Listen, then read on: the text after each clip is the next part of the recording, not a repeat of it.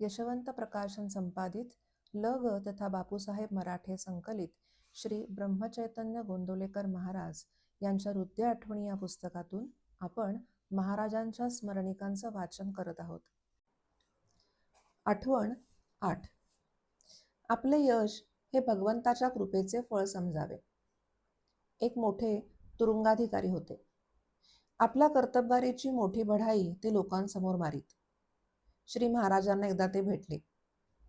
आपला व्यवसाय काय असे विचारता त्यांनी आपल्या अधिकाराचे मोठेपण आणि आपले कर्तृत्व सांगितले. श्री महाराज त्यांना म्हणाले, तुमच्या तुरुंगामध्ये बरेच कैदी असतात. वेगवेगळे गुन्हे केल्यामुळे त्यांना वेगवेगळ्या मुदतीच्या शिक्षा झालेल्या असतात. एका कैद्याने चोरी आणि घरफोडी केली होती. त्याबद्दल त्यास 3 वर्ष सक्त मजुरी झाली होती.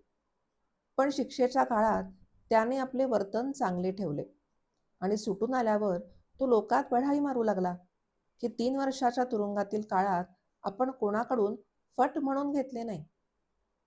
त्याने मारलेली अशी बढाई कितपत शोभून दिसेल? ती निश्चित हास्यास्पद ठरेल. हे जसे खरे तसेच जन्मास येणे हा एक प्रकारचा कारागृहवासच आहे. त्याच्यात मी असा मोठा व कर्तबगार आहे असे म्हणणे हे त्या कैद्याने बढाई मारल्यासारखेच नाही का होणार? आलेले सर्व वैभव रामाच्या कृपेने आलेले आहे अशी जाणीव ठेवून त्याबद्दल रामाचे उतराई होण्यातच मनुष्य देहाचा खरा पुरुषार्थ आहे असे मला वाटते. हरिओम.